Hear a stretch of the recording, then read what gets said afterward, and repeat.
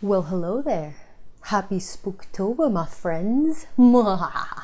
As you can see, it's October, it's Spooktober. I am absolutely living my best demon flower power girl boss experience. I have my fake nails, which, you know, I'm kind of getting used to them, but at the same time, I'm gonna pop them off as soon as I can. And on today's video, we're going to do something quite interesting. We're going to be creating a deep and rich nighttime scene. So let's see how we can do that.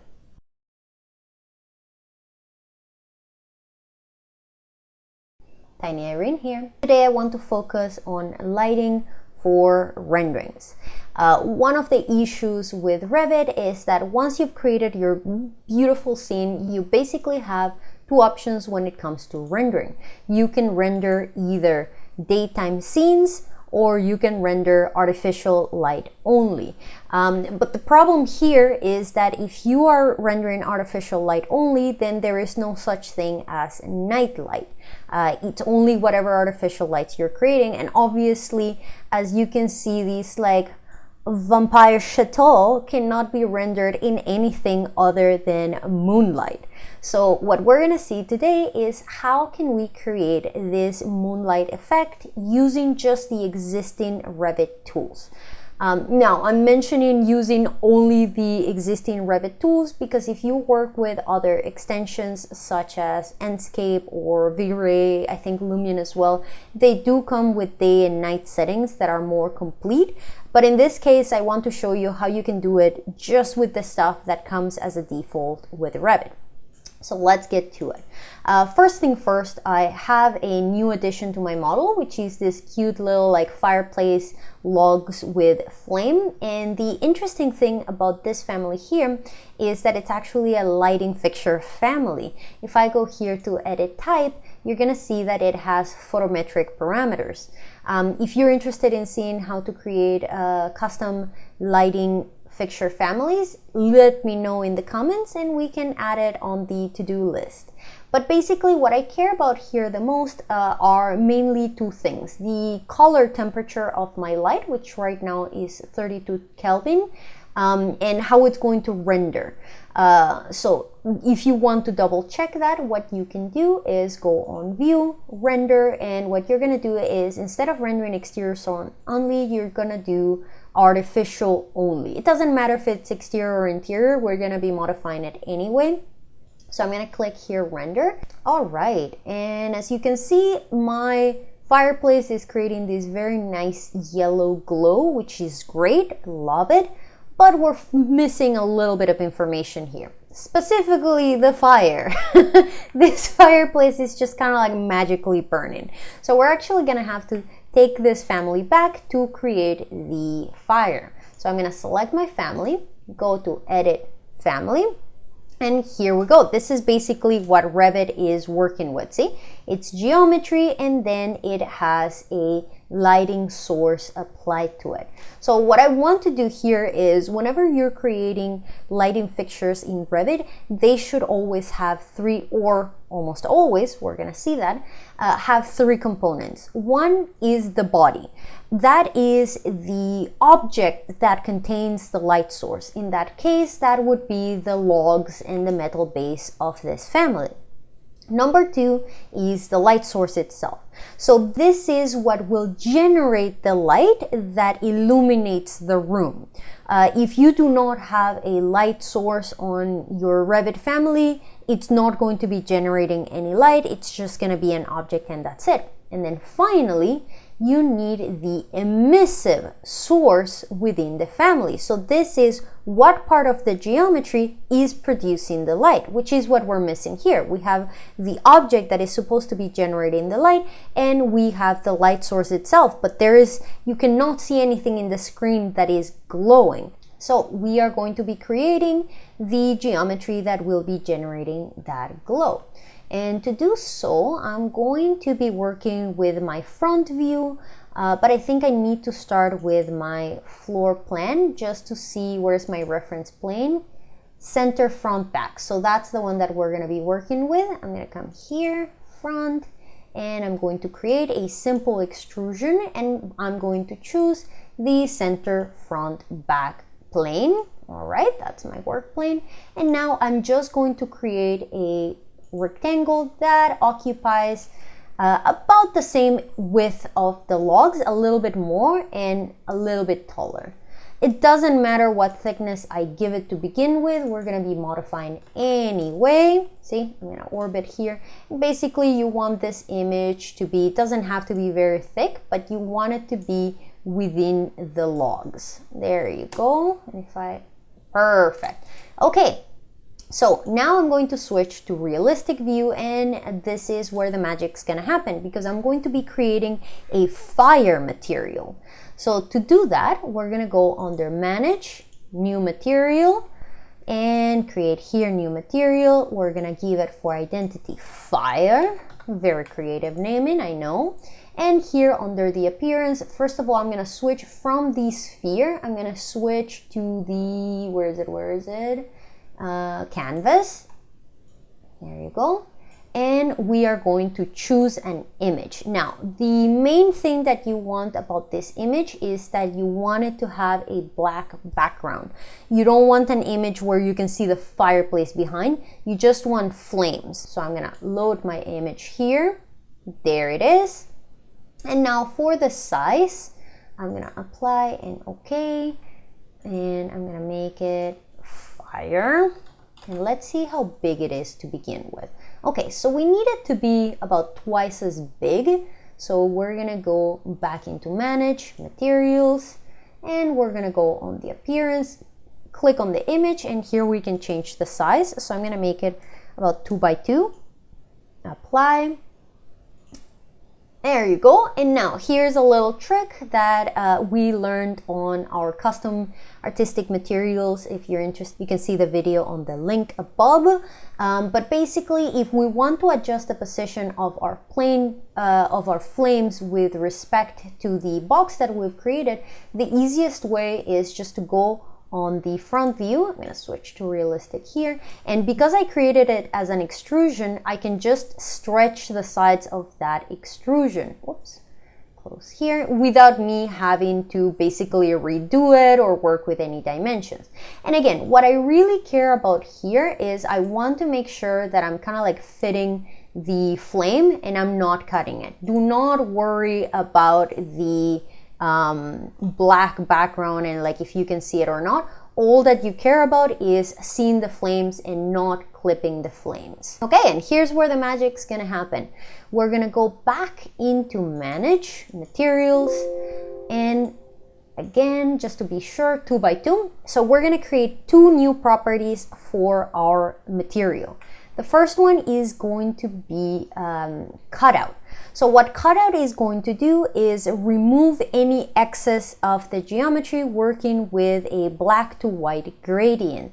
So what we're going to do in order to be able to use the cutout pattern is whatever image you found for your fire, you're going to create a duplicate of that image, and then in Photoshop or any other image editing software, you will take that image and desaturate it. Now the trick here is that you want to make sure that your fire is not a high contrast between black and white. You want it to stay somewhat grayish, because the thing is that flame itself is somewhat of a transparent element. It's not completely solid. So I'm gonna select my image here. See, this is my image. I'm gonna make it so it's the same dimension as the just the general pattern, 2 by 2, okay. And now here you can see what's happening. So see, even though my pattern looks very like faint, that's fine, because the second property that we're going to build on this fire is going to be self-illumination. So self-illumination basically means that this geometry will glow. See how I do it? And we're going to be using the same image that we use for the cutout, because self-illumination works same as in cutout, where you have a black to white gradient. Black means that it doesn't glow at all. White means that it is 100% glowing. So we're going to click self-illumination. And again, instead of using a filter color, I'm going to use an image, and we can use this black one here, and we're gonna do 2 by 2. And now for the intensity, we're going to definitely increase this. So right now it's 10, that's nothing. I usually like to go custom and then start cranking up zeros. So you're not gonna go from 10 to 15 or 10 to 20. Like if you see here, to give you a little bit of range, a frosted bulb is 2100. So there's plenty that we can do. And see, when you do that, that's when you get that like very white flame. Remember, basically the hotter or the brighter something is, the whiter it looks. Let's say I'm gonna go here with 100,000. Enter. That's looking a little bit better. Now the other thing that we can play with is the color temperature. In this case, just to give you an idea, you want to go something similar to candles. So see, very, very yellowish, orangish. In fact, I'm going to go a little bit lower than that. Let's see if we can go custom, and I'm going to go 1,000. There you go. So see, now this is looking more like fire. So I'm going to apply, and I'm going to load it into my project. Yes. Override, and here is my fireplace with its flame. Working with fire is a little bit tricky because obviously you're not really seeing how it's resulting while you're building it. You can only see it as you render it, so it requires a little bit of back and forth. So, you know, just be patient. So we're gonna go into View, Render, and we're going to switch to Interior Artificial only. That's great. And let's see how this guy is behaving. Ooh, there is my fire. I have created fire.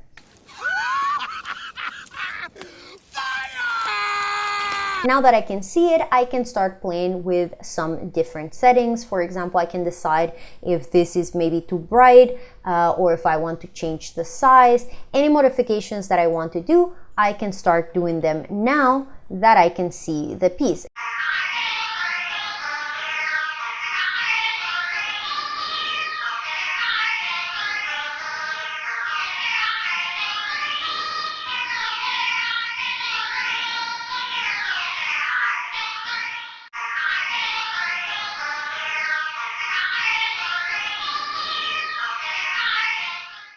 All right, and here's our fireplace. Again, you can continue tweaking these settings until you get something that you like. I'm quite happy with this flame as it is. Now, one important thing to understand is what have we been modifying all this time? What we have been changing is the material. So the emissive material, the self-illuminating material, the part of the object that is creating the glowing.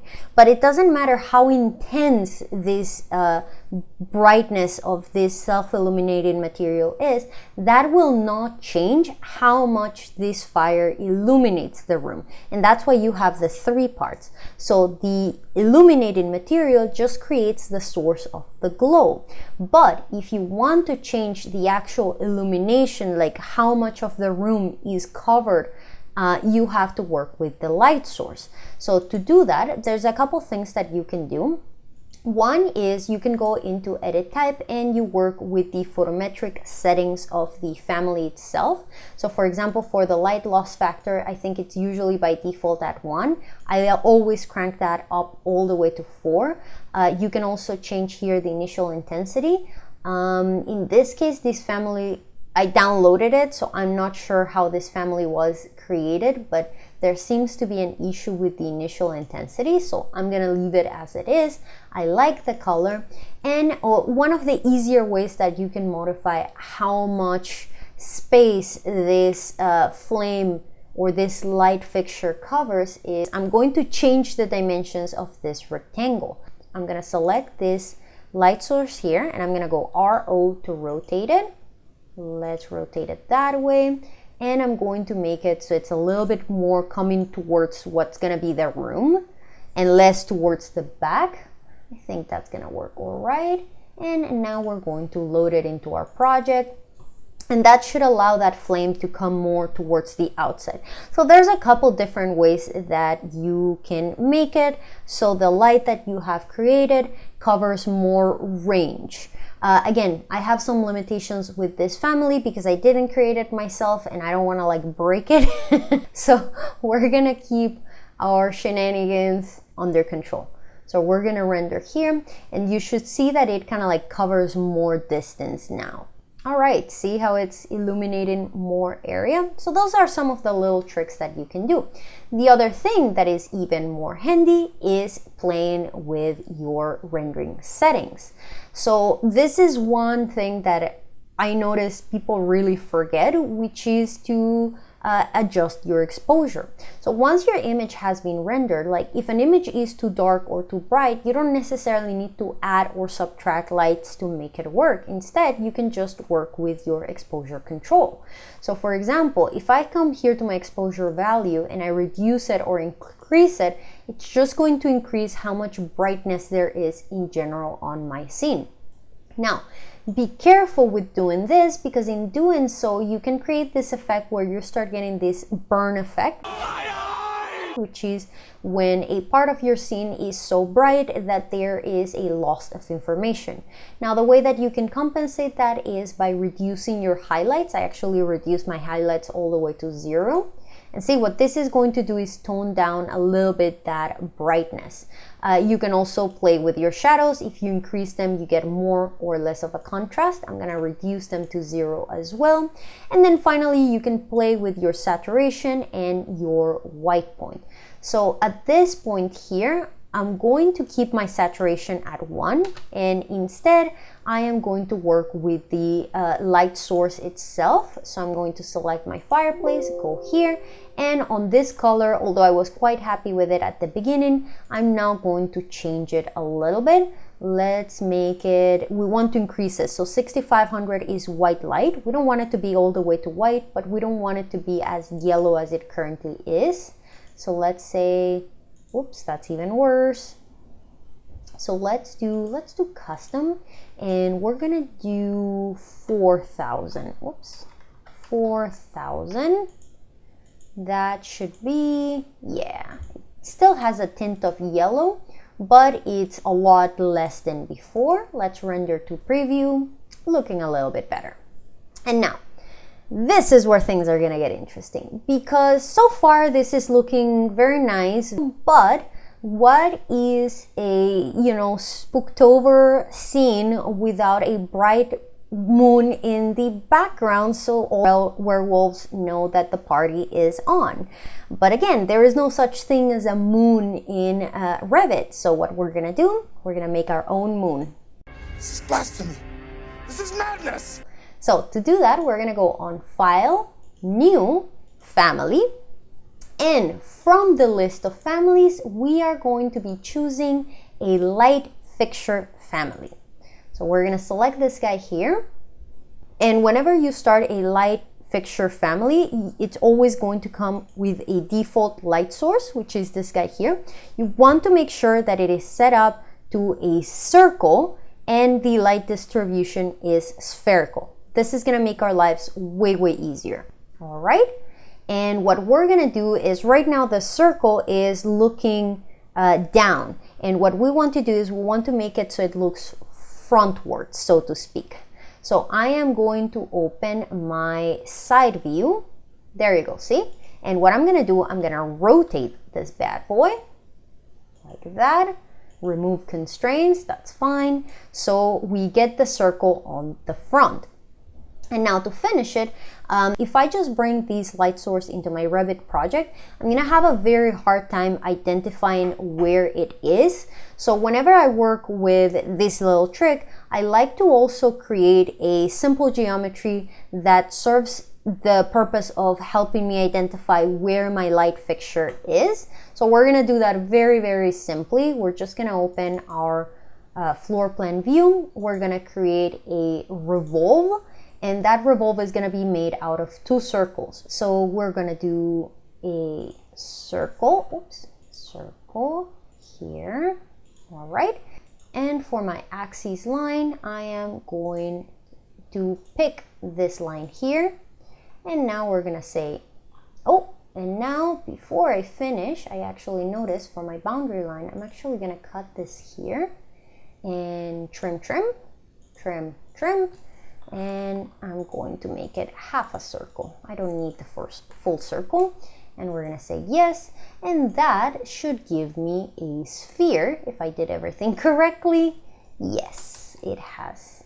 All right, so there is my moon, and what I'm gonna do here is I'm gonna bring my light down, and I'm going to align all of my reference planes and lock, so that way they're basically going to be in a similar position. And the idea here is that whatever this object is, the light should be somewhere near, so to speak. So I'm going to come here, and now we're going to play with some of the parameters. We're definitely going to have to modify them afterwards, but I want to set up just the basics.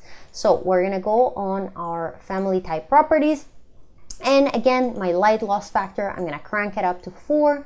For my initial intensity, I'm gonna leave it at whatever it is, because I don't know yet what exactly am I going to be getting once I bring it into my model. And then finally, for the color, you could do it either through the initial color or a color filter. So what I want to do in this case here, because there's not going to be any color here that matches what I want, what I'm going to do instead is I'm going to give it 5500, which is white light. And then what I'm going to do is I'm going to use a color filter instead. We want our moonlight to be somewhat bluish. So what I'm going to do is I'm going to use my color filter and find kind of like a navy blue, and you want it to be quite dark and desaturated. Okay, I think that looks good to begin with. So we're gonna go okay. And now we're gonna go File, Save As, Family, and we're gonna call this family Moon. All right. Yes, we're gonna override. I did this earlier. And now I'm going to load it into my project. Override. And now I'm gonna go Component, and I'm gonna find my moon. M-O. There is my moon. See? So this is what I want. That's no moon. Now, this is why I created the sphere. See, you cannot see where the light source is, and it's not a matter that if you change the visual style, you will. You just cannot see light sources in your Revit project. That's why you want to create the geometry. So now basically what I want to do, I want to position that moon both distance and height, whatever I want it to be. See, like right now it's on the floor. Let's put it, let's say like here. And now we're gonna go into our 3D view, and we are going to do a rendering just to see how it is behaving right now. Again, especially when you're working with light fixtures, you're never gonna nail it on the first try. You're always gonna have to like go back and forth. So now that we're in our 3D view, we're gonna go render, and we're gonna go render. And because it's a light fixture that you created, it will render with your interior artificial only light. So this is how you can create your own moon within your project. So, okay, I can see the slightest bit of light coming from the outside. My fireplace is a little bit overpowering right now. So what I'm actually going to do is I'm going to reduce the intensity of my fireplace and significantly increase the intensity of my moon. So let's do both. A few moments later. And now here again, this is where you're gonna go to initial intensity, and this is why I'm not able to modify on the fireplace family, not sure why. So now when it comes to these values here, you're gonna use whatever values you're comfortable with. Usually if you're working with actual real world lighting fixtures, you would be working with wattage, but because it's a moon, it's whatever number I need it to be. So I'm actually going to take these 1800 and I'm just gonna add a 0. Usually when I'm working with light, I like to crank up quickly, and then if I don't like it, it's a little bit easier to go back on the numbers than to do like very slow, very gradual increments. Ooh, oh my God, what is look that? what we're getting. That's looking very nice. What Very is nice that? indeed. So now all we have to do is start playing with the positioning. The higher our moon is, the shorter our shadows are going to be. The lower the position of our moon, the longer the shadows will be projected. So I'm going to come back here on my south view, and I'm going to actually bring down my moon. And let's try this out again. And if the color is looking, because the color right now it's looking a little bit too white for my taste. So what I'm gonna do here is go back to my moon. Where is she? Here. Go to the settings, the photometric settings, and what I'm gonna do is take my color filter and I'm going to make it much, much darker. So again, your moonlight should never be pure white or very, very bright. It's more like an accent, it's more an addition. Ooh, very nice indeed. So now that we have this beautiful moonlight coming in and you can see how it's hitting the fireplace, it's looking really, really nice. What we're gonna do is we're gonna play with a few more things. Now that I have my two light sources, I can start working again with adjusting my exposure. So versus when it was just a fireplace, now we have two elements and we have to work with both of them. So see, this is going to allow you to see some of that blue hue, some of that yellow hue. So we're going to increase our brightness. There you go. That's looking really nice. The other thing that you can do is play with the saturation. So if you're not liking, like if it's looking too intense, you can reduce that saturation, and you can also play with the blue point. Now the blue point cooler doesn't mean like, see, doesn't really look great. So I would recommend be careful with that. Like I find that it doesn't really give it the blueness that I usually would like to see, but this is looking way, way better. Now to finish up, the final touch is going to be the background, because like I can feel my moon, but I cannot see my moon. So whenever we're working with renderings where we actually see the background, you want to make sure that you are setting up a background image either in Revit or afterwards in post-production. So for this scene here, I'm trying to make everything within Revit. So I'm going to come here to my background, and I'm going to use an image. And basically the kind of image that you want to search for is going to be you can search for the specific words moon background landscape. And here we have our image. Now all I have to do is place with the sizing and positioning, but let's see how this would render. And I want my moon to be visible through my window. That's looking really good. So now what I want to do is I just want to play a little bit with the position of my image so it corresponds to the point that my shadows are coming from. Always pay attention to that, like the shadows in your model should correspond to the position of the light source. So in this case, my moon should be a little bit more to the left and maybe a little bit higher, just like that. Nice, nice, nice. Let's come back here to adjust exposure. Make it just a little bit brighter. I just want to be able to better appreciate what's going on the scene. Beautiful. And there you have it. This is how you can create a night with a full moon in Revit. Hopefully this will help you spice up your renderings and at the very least make them more interesting for your werewolf friends. If you like this video, feel free to leave a comment, like, subscribe. Otherwise, I will see you in the next one. Happy Halloween. Bye.